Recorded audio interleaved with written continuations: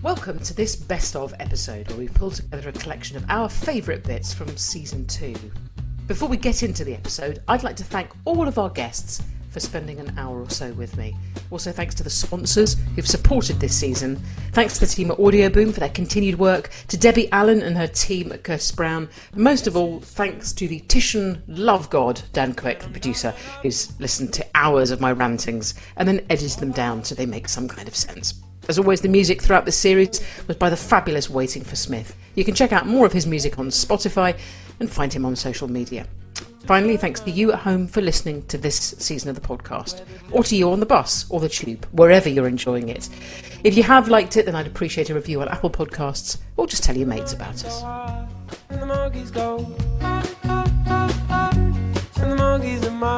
think about this a lot, and I've been thinking about it even more recently, because a lot of people have been questioning how they got into medicine, because they're now doing things that they probably never signed up for. Like putting your life on the line is not something that you ever expect to do. Having to move away from your family for 3 months in case you come back and infect someone vulnerable, going to work in woefully inadequate protective equipment. This is, that is not what they signed up for.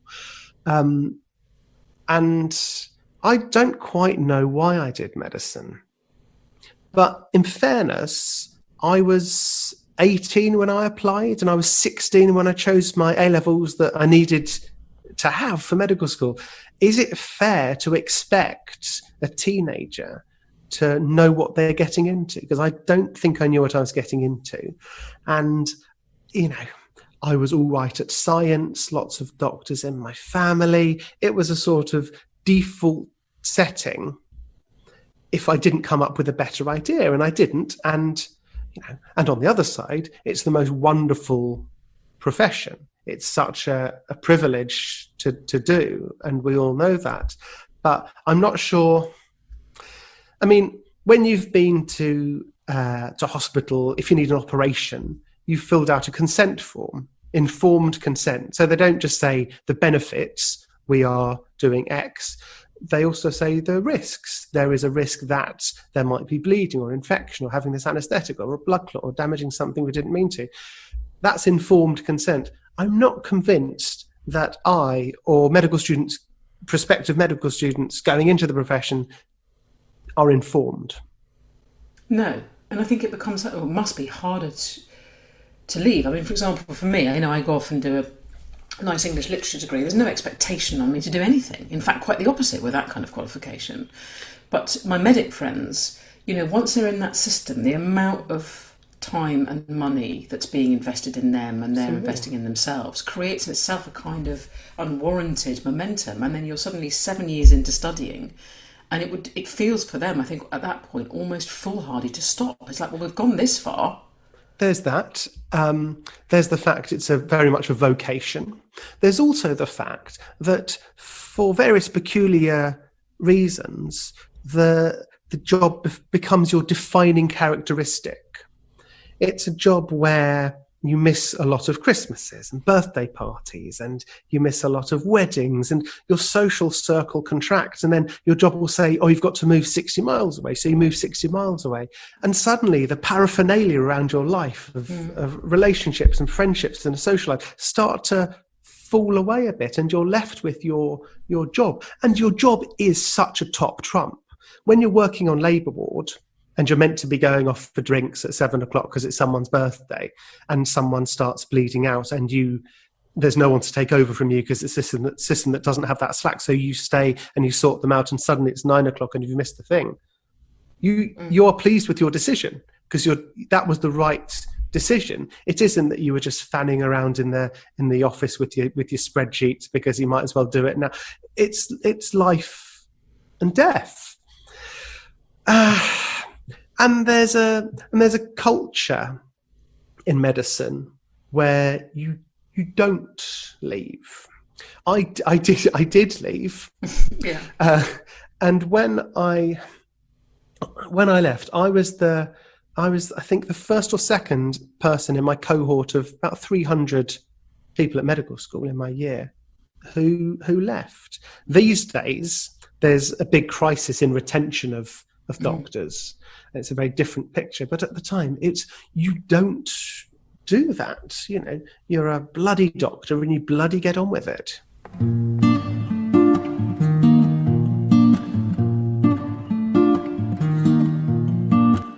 All right, I'm going to put this to you. I mean, they're all good tips, don't get me wrong, and I feel increasingly prepared.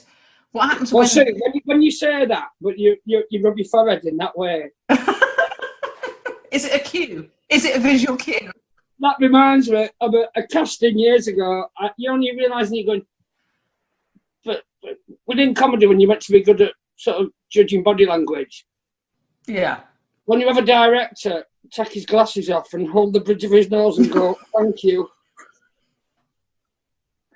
I've never worked out. Is that a good thing or a bad thing? I've had that a bit. I still thought I was in with a chance of getting the part. What was the audition? What was the part? Oh, I've told this. I won't bore you. I've told it many times. It was Lord of the Rings. Oh God, I've not heard that story. I'm sad. Come on, tell it briefly. I want to hear it. It was just dreadful. It was the first casting I ever went for, and I kind of wasn't bothered. And then 4 castings later, I read for Peter Jackson and just didn't have the tools in the shed, to have the conversation about, I've read scripts. Yeah, it's wonderful. Yeah, I really think the root of this character is. Yeah. And he basically went, right, I had to read this scene where Sheila, the giant spider, is bearing down. And he went, giant spider attacking you and your friend, what do you do? And I was like, get off. So you were basically you're a complacent hobbit. Yeah, I was. I bet he plays it at Christmas parties and stuff. It was horrendous. And when I left, he said, have you got any? I think he really wanted to go, come on, show me something. He said, yeah, do you have any questions about the character? And I went, well, I haven't got really big feet. And his voice just trailed up as he went, yeah, that would have been prosthetics. Oh, did he leave a space at the end? Just a nice silence. Just that pause as he leaves. Yeah. But why didn't you prepare? Was it almost too big? I sometimes feel if things are too, I don't know, too much pressure, or they have the potential to bring too much good, then I self-sabotage. I can't do castings. I really admire. Oddly in a way, I see I've directed and it's frustrating, but the people that say I'll not come in and read, either offer me the part or don't. But my thing is, the minute you get into that room, that part of your brain that takes over, the awful sort of, you don't know this. You don't know this. I once went and read for the part of young Oliver Hardy, and I've never done as much research. And I got in the room and something happened, and I turned him into a Brummie. I can't do a Brummie accent if I tried. But this thing. But you were channeling Brum.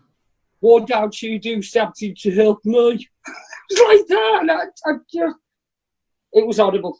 And I came out, and there was a guy, young actor, who looked the spit of him, and he dressed up with a tie and everything, and I called him a name as I walked past. What? I know. I'm sorry. It was just. You sledged a fellow actor. I did. Man. Oh man. No, because it was a bit where you're like, I'm done with acting because I can't do castings. I hate them. I loathe them.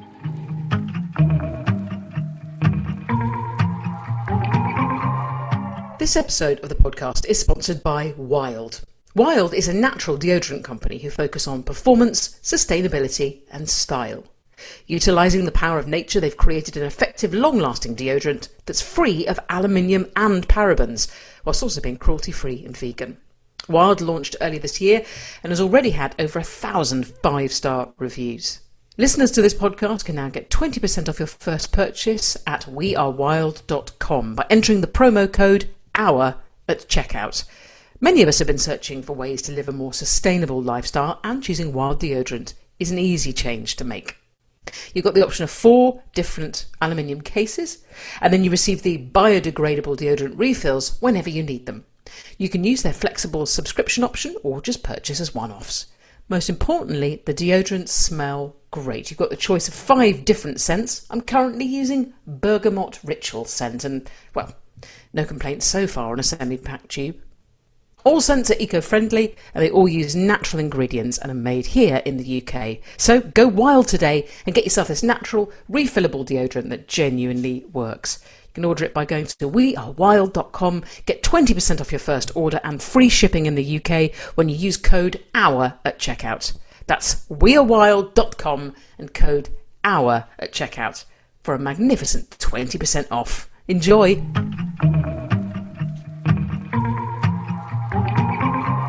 We're recording at a time where Ep 4 of I May Destroy You has gone out. Right. And it's an extraordinary piece of work. And I wanted to talk a bit about Ep 4 is obviously a very pivotal episode for you. You know, 3 episodes exploring consent around Michaela's character, and then suddenly we land on Kwame, who you play. And I have to say, it was one of the most extraordinary half hours of television I've seen. Not only because it explores consent between gay men, but also within the context of the black community. Even that exchange you have with this sort of tentative, slightly older guy who can't reach out to you and can't express his gayness. It was so moving, and it's just turned the dial, I can't tell you. Because you just don't see it, do you? You just don't see that. Yeah, it's strange. I guess it's strange to me that that's radical for us to be putting that on our screens, because, I mean, yeah, it's a conversation about consent, but there has to be a conversation about consent whenever there's a conversation about sex. And we don't, we need not to, at least. We don't see sex through a binary lens, or we shouldn't see sex through a binary lens. So sex has got all sorts of actualities along a spectrum, and therefore so does consent. So I guess it's sad that it's taken till now to kind of start exploring it in quite a frank way, which I think is done through the show, and actually like a not particularly on the nose way. I think it's like it comes out through the story and through the characters and their relationships. But yeah, the fact that it's radical is sad, but it's important, you know, and the response to it has been incredible. You've talked before about the fact that there was an intimacy coordinator. So Ita, who did your intimacy coordination, it also strikes me as very strange that that's not been something standard in film and television work from the get-go. Yeah. This is a very, very new thing, isn't it? That you have someone there who will basically choreograph the way that you two have faked sexual contact. So how does that actually work? Well, I mean, it's very similar to, for example, on films, plays, TV shows, there's been fight coordinators for a long time, you know, and any time you see, or stunt coordinator, for example. So anytime you see a stunt or a fight in a show, there's someone who's employed to make sure that's done properly, I guess for insurance purposes, to make sure like Antonio Banderas doesn't poke someone's eye out with his Zorro sword or whatever. But it's just seen as standard. It's necessary. You can't do it without one. The idea that up until recently, people have kind of just been like blagging their way through really intimate, really difficult scenes that kind of, like you say, simulate sexual scenarios is insane to me. So it's a similar kind of thing. Like, we all spend time before we start shooting talking about the scene, talking about what our boundaries are, what we feel comfortable doing, figuring out a way to allow the scene to be truthful, but without anyone to feel unsafe or feel like their zones have been infringed upon, you know. And then when we actually come to shooting the scene, that's the thing that's put as a massive priority. Like, we've got to like look after our performers, especially in a show where we're talking about consent. Yeah. Like, it's important that the performers consent to what they're doing before we even think about the viewers like engaging with the themes of consent. But I can't tell you how many actors I know from, you know, who've been working for years now, who haven't had any intimacy coordination, and so they've gone into scenes. That guy's just shoved the tongue down the throat Yeah. Questions asked, no discussion beforehand. It's just, they've been pushed about, they've been, and it's been, sometimes a really sort of unwarranted and aggressive sort of sexual simulation that's just gone too far. Yeah. And the actor has always been able to then say, well, I was just in the moment, or, I was just in character. Yeah, that's the messed up thing about it. The idea that, because that's what allows people to abuse, like, power or like those kind of dynamics, because the idea that like good acting or like in the moment acting or taking risks or whatever is equated with being able to like I suppose like dominate someone else or like do something without someone's permission is just like such an unsafe space to find yourself in, because then you start thinking, if I'm not like giving myself to this, that means I'm bad, or that means I'm not doing my job as an actor, and I might not get rehired, or people might not think I'm good, or whatever. And that kind of is the case, or from like the smallest like Amdram play to the biggest film set, we kind of like value this idea of like the maverick and like, oh my god, who knows what he or she's going to do next, and that's messed up because it doesn't look after people.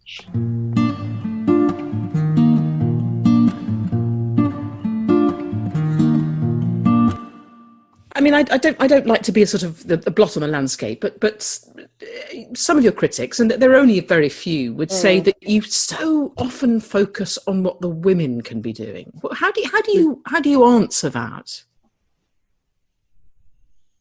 Joan. Well, I think, Sue, as a woman to a woman, there's 3 women here on there between us. There's one man I can see who's a sort of technical person, is he? Yes, we have him. Oh, wonderful. Thank goodness we have a guy here to do the technical stuff, because we certainly wouldn't be lost, would we? Absolutely lost. I think we focus on women because it's their job. Are you still there, Sue? I'm very much. I mean, I think we're all of a mindset. I mean, but out there in the big wide world, there are some people that would just say that your emphasis is too strong. It's too strong. What can the fellas be doing, to kind of, make lockdown easier for their women? Do you have a take? Are they not doing enough? See, I mean, they've had to work their socks off for years. This is a rest for them that is very, very much deserved. They're trying their best to get to produce vaccines for us, and all sorts of wonderful. I mean, I think that the administration over in America is doing a wonderful, wonderful job. A lot of great guys over there using their heads. And similarly over here, thank goodness with very few women in high government positions. There's a lot of weight on these guys' shoulders, and the very least you can do is have your mouth toned and freshly available for a session in the broom cupboard when the kids are reading or watching television. Yeah, I mean that seems right. I mean, it seems a practical solution, and that's what you're both known for. Is there's no nonsense, pragmatic approach to relationships that have saved so many marriages from what I can gather. You, Sue. Thank you, Sue. Well, this is why we're designated key workers, particularly Joan. Obviously, she has a lot of travelling to do. I'm lucky. I've got a studio. I'm in the basement studio right now in. Just which actually you can hear the canal sloshing past outside. Probably could you hear that? Yeah. Is Philip still away in Thailand? Yes, poor man, locked down in Thailand, can't get out. I mean, he's doing charity work over there, as you may know, Sue. He's wonderful. He's a very big giver, is Philip, and he's out there with these poor little Boy Scouts who are. The troop leaders have all gone AWOL, and he's the only one really holding the fort. And thank goodness he's there. So, he's keeping me updated. I'd send over money. It's I couldn't be prouder of him. Everybody's doing their bit, aren't they, in this lockdown? And how long has he been out there for now? 17 months. Yeah, it's a while, isn't it? That's a long time. But thank God for him, though, because without him, you're right. All those. I mean, who knows? I think what happened without his guiding hand? Indeed, I think the infrastructures would collapse, Sue, to be honest. But, we're doing our bit. That's our bit.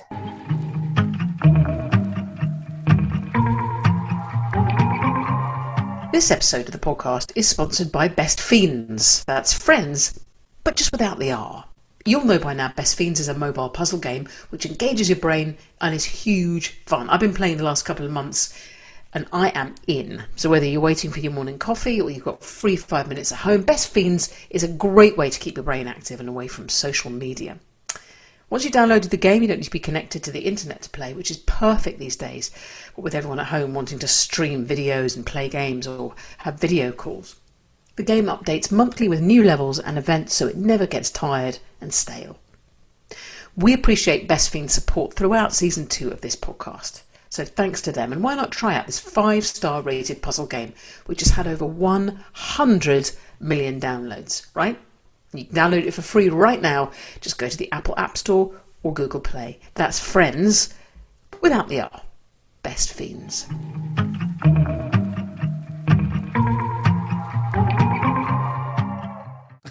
That's the thing as well. It's like you're not pure, you're not innately right about anything. Well, there's something also about the way that when you listen to, say, music, but you're not passively listening, but you're not questioning it. You're being bent out of shape by the feelings that you're experiencing. Moved. Very moved. Whereas with drama, of course, you can make something you think is beautiful, then you put it on the television, and then the audience just fucking hates it. Do we sound like we're on drugs at 2 a.m? Maybe. I like that. This is It's all music, man. I'd like everyone to know this is like 1 o'clock in the afternoon on a Tuesday. No, Wednesday. Is it Tuesday? Wednesday. It's Coronation Street tonight. We've gone deep. But I do... We went straight there. We did. We mainlined. The pair of us are so effortlessly intense right now. And people are sitting at home going, tell us if the Daleks are coming back. That's all I want to know. That's my life. People just wanting to know that. Yes. Well... Is that still do people just still obsess about? I left Doctor Who 10 years ago. And marvellously, I still get, when a good episode's been on, I still get people come, that was great on the weekend, brilliant. I'm like, yeah, wasn't it good? Yeah. And then if they go, I didn't like it, I got nothing to do with me. Yes. So I get the best of both worlds now. I have a slightly, albeit diminished, sort of similar experience with Bake Off. Oh, of course. Yes, people still think, yes. We're sort of in the ether somewhere. Oh, it's nice though, isn't it? I like that. Yeah, it is nice. Never want to shake that off. Never. No, well, I mean, that was a hell of a rebrand. And a ballsy rebrand. Doctor Who, yes, not Bake Off. I can happily talk Bake Off if we want to. Let's do that. all day long. Indeed, I'm up for Sandy's job. I'd go and do that. I'd go and do Bake Off. Oh, God, you'd be amazing. And imagine that'll never happen. But it might, now you've said it. Rebranding, yes, I suppose. Yes, did we use phrases like rebrand in the 2005? No, we probably did. We shouldn't really use them now. Let's not. Yeah. Happy days though. They were it was mad, that job, and terrifying, because it's something I'd loved all my life. The thought of getting that wrong was properly terrifying. Literally thought, if I fuck this up now, it'll be off air forever. And you would have been the man. And I'd be the one, I'd be on the tombstone. Yes. Instead of it being on my tombstone, I would be on its tombstone. Do you remember which eps you loved when you were little? Yes, I'm a proper fan, all on DVD. And I literally remember episodes that are missing from the archives. There's stuff that was on when I was 3 years old, and you read these summaries of episodes. I go, yes, I remember that. I've got mental images of that. Things like Power of the Daleks from 1966. I can remember things that happened in that you can't see anymore, that don't exist. So My it was first always... one was Brain of Morbius. Wonderful. Oh, good. Tom Baker, gorgeous. Yes. I'm properly a Tom Baker boy. That's me too. Era. Oh, and my dad was madly in love. Madly in love with her. And so that was the main reason. Sarah Jane. Leslie. And then Layla. Leela. Louise Jameson. Yeah. Yes, the pair of them. The seamless transition in his affections. Oh, I know. Yes, what a man. Monstrous. Remember how sad it was when you were young when the companion left? It was earth-shaking. But then amazing. Everyone would gather around when there was a regeneration. It would, and the effects would be mind-blowing. Yeah. Well, they do now. It's amazing, isn't it? How I was talking to Stephen Moffat last night, and we were laughing about how the fact that Doctor Who's only ever got one surprise up its sleeve, which is when the Master comes back. Yeah. And every 2 years, the Master comes back. And every time you bring him back, it works. Every time you bring him back, people go, oh, wow, the Master's back. Like, haven't you realised by now? It's all the programme does. It's 55 years old. We're bringing the master back. And yet every time people are shocked. It's weird. I want the Brigadier back. Oh, he died in real life, bless him. I love the he? actor. Nicholas Courtney. He came and we did a spin-off called The Sarah Jane Adventures Yes. with beautiful Liz Sladen, and he came and did one story with us just before he passed away. So he got a sort of farewell. We didn't know how ill he was, but lovely man, really lovely.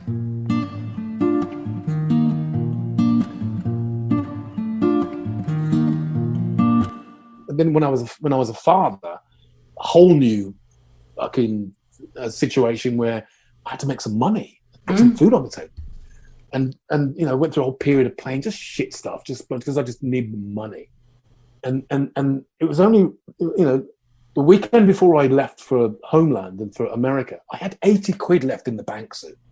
I was done. Before My Homeland? career was done. My career was done.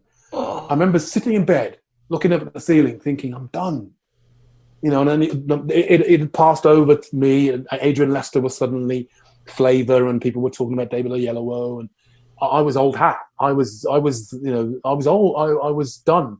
So I thought to myself, should I go work at the post office? Should I go drive a bus? I really thought I needed, because I knew I needed to make some money. And when Homeland came in and I got it, it was just a miracle. So I got to America, and I've never stopped working since. And now I'm directing TV in America, and they love me, and they respect me, and they talk to me like I'm a fucking great thespian actor, and they respect my theatrical trade, and they respect my Englishness, and as they do. But I'm treated with a real deference, and I come back here, and I'm so pleased that you asked me to speak. You asked to speak to me, because when I'm here, by day I feel my value dropping. That's awful. Because this is your home. I turn my This is where TV your on. I don't heart see myself anywhere. You start this Black Lives Matter conversation, and people just shout at you and deny. Fucking Lawrence Fox says, "Oh, it's a tolerant, lovely, open country," and you go, "Are you nuts?" It's like, do you know what I've had to fight against all my life, and being chased by skinheads, and people just have no idea of the life that we've lived. I almost explain it like being a burglar walking up in white people's houses. I feel like I've been in all your houses, looked at all your photographs, eaten all your food, I know where you sleep, and yet they know nothing about us. Nothing. We're regarded as these sort of tolerated dark strangers, and I feel my value dropping by the day, and it's only things like this where I go, oh, Sue Perkins wants to speak to me. Oh, that's great, and I kind of I get a little pickup, and then that goes away, and I mean, it's starting to happen now because my documentary hit so big, and it's now BAFTA nominated, and I'm because of the documentary stuff, that's given me a whole new angle, and I love that, and I'm now seen as more of a not more of a presenter, but as a presenter, and that's great, because just to be an actor here, to be a black actor here, that's why they're all gone. There's nothing here, and I turn my TV on, and I still don't see those three-dimensional characters, black characters. I'm beginning to see that. There's that lovely guy in Sex Education I think he's up for a BAFTA as well. Wonderful actor, and Michaela as well. Wonderful. John Boyega doing really, really well. Daniel Kaluuya, this younger generation doing really well, but they're all heading off to America because we still somehow haven't. It's still impossible to make your name and build a career as a black actor in this country. Still impossible.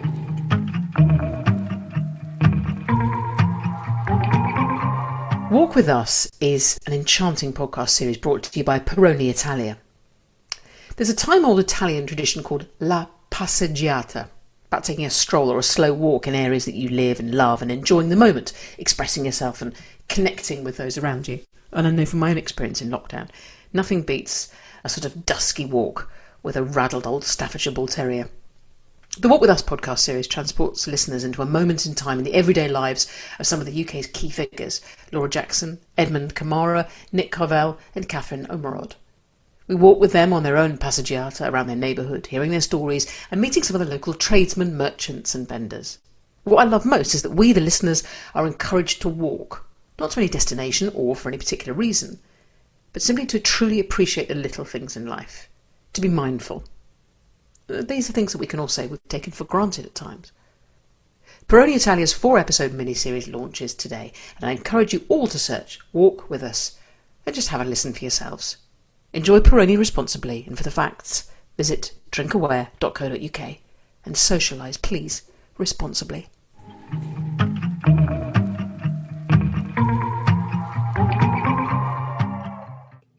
I'm right in thinking you were adopted, is that right?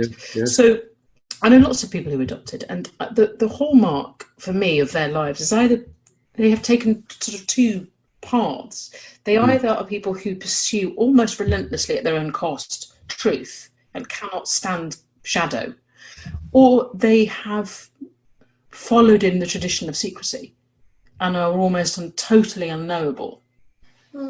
And I wonder, because it seems to me that you do go into battle for truth. Often people say, oh, you're left this and that, but actually you do want to find out the truth. Yes. Even if it cuts across your natural party inclinations. Yes, of course.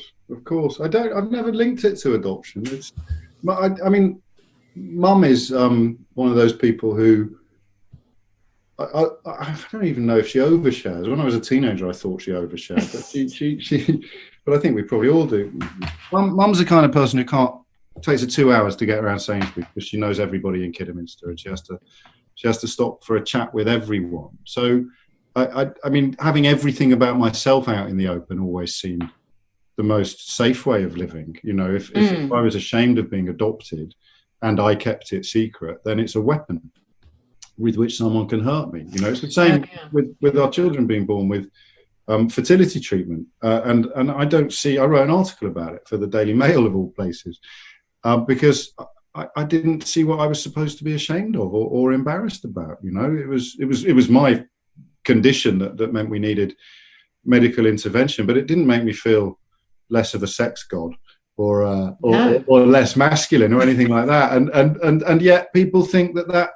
So I share information like that, and then people try to use it to hurt me, as if you've discovered a secret about me because I told you. So I got that from Mum.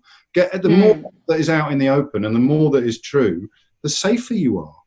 Safer you are from being ambushed. How can a third party hurt a couple going through IVF more than the vicissitudes of IVF itself? Oh, it's unthinkable. But I still get. So my oldest is 14 now. So that article is 14 years old, and it's still on the Daily Mail website, and I still get people contacting me about that. Most recently, a woman in Australia just saying, I wanted to say thank you. I found your email address. It came in via the radio station because my husband and I have finally had a conversation after I showed him your article, because it was entirely from the male point of view about, you know, it's supposed to feel like this and it's supposed to feel like that. And just getting it out there felt to me like power. You know, it was knowledge, it was truth, and it was, so that would be the direction of traffic coming out of me. In terms of what matters to me, I don't think you can make any decisions, really, like I just said about Gordon Brown, until you've got as much information as possible in front of you. And so much effort is put into keeping people in the dark.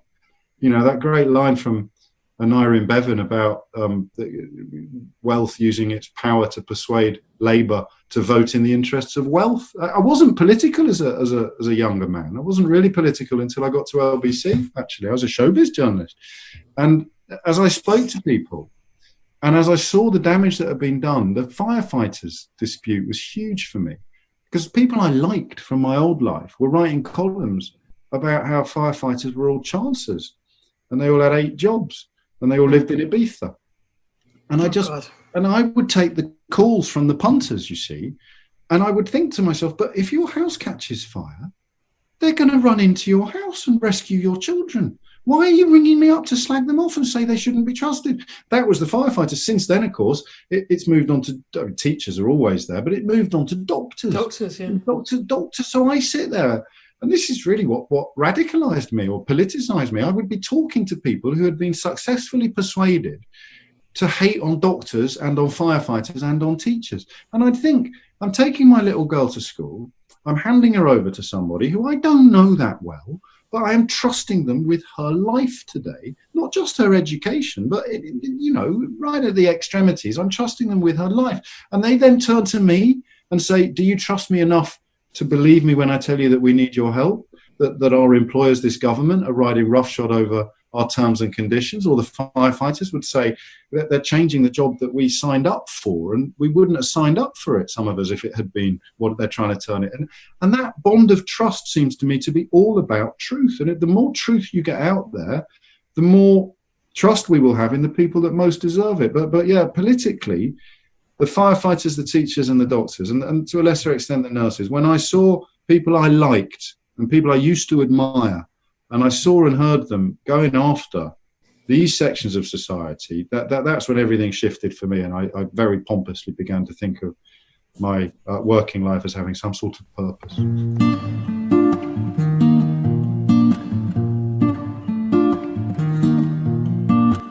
For you, you will get objectified whether you want whether you want that or not. So you can be completely open and be body confident, but there are always going to be people that are going to have that prescriptive kind of red carpet bullshit attitude.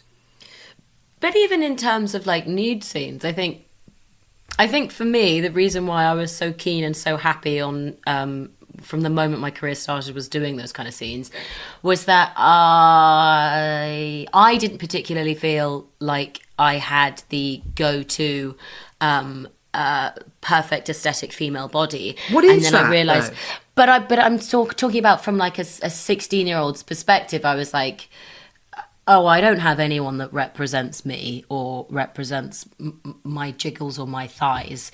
And so when I had that in my head, I was like, oh, wicked, okay, I can kind of be that version then.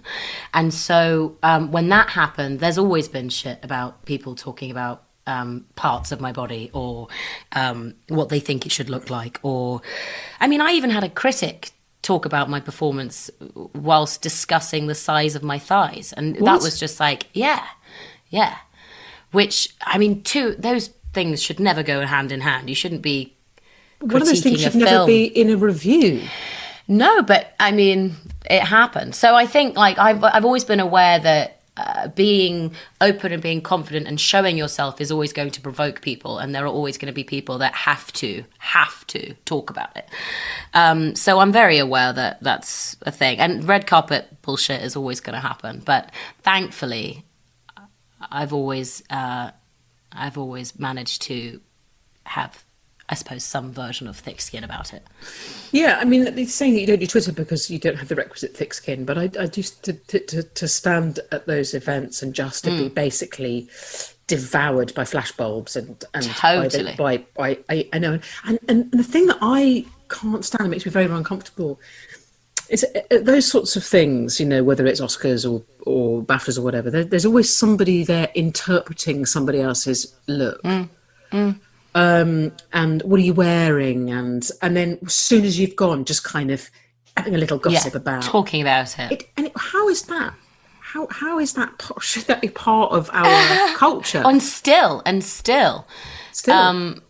But I will say, I think that you used an amazing word to describe devouring. I think we do that for women in the industry all round, whether it's on a red carpet, whether it's their private life, whether it's the need to know what they are doing in their day with that person on the street. Like, women's lives, the moment they get in that spotlight is being completely devoured by people, and it's totally allowed, because for some reason the public feel like it's their right to know stuff about them.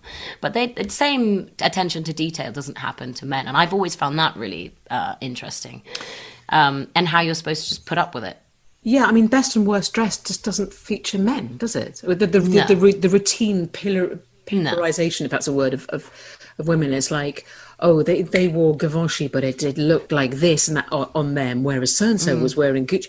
And I just think, is it just me, or is there just only a minimum shit to be given? You know, I just go, they look really nice. Great, who's going to win? Let's see the clips. I haven't seen that film. Yeah. I mean, I'm not driven by fashion, but I'm an aesthetic person. I respond to aesthetics. I just always feel that it just feels like lambs to the slaughter. You take articulate women who have perfected their craft, and then you mute them, which is essentially what's happening when that flashbulb, when they you mute them and they look startled, but by nature of the volume of light flashing. Yeah. And there they are, like sort of silent dolls. And really, also, bear in mind that if an event starts at 3, you're expected to start getting ready at 6.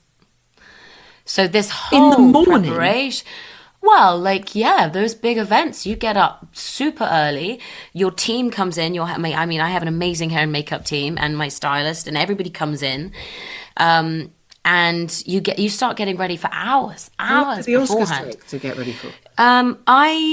My hairstylist Peter Lux was doing a really complicated plait, so I wanted to give him as much time as possible. So we had, I think, about 3.5 hours to get ready. How much of that was plaiting? Well, not all of it, but also I'm very I like to make a moment of everything. So I like to get the Bucks Fizz. I like to do the coffee. I don't want anybody to be rushed. I want everybody to celebrate. Everybody have food, cheese, wine, sausage, all that stuff. Of course. So I think that's from around the world, I'm hoping. From around the world that I collected personally.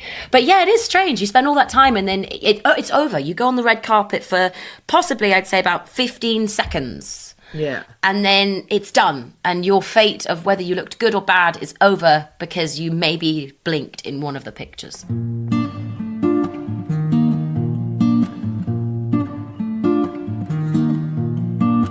I think if you shaved your hair, because you've got that sort of iconic Aslan kind of sex mop, I think if you took that off, you could pass almost anonymously in the streets of London and beyond, I think. Well, it was the only thing I could do when I was doing Jonathan Creek, and I was also doing adverts on the television, which I got quite chastised for, and I always had some guilt about doing adverts. I always said I didn't want to do adverts for Abbey National, and the adverts were such a success that the bank had to change their name at the end of the campaign. All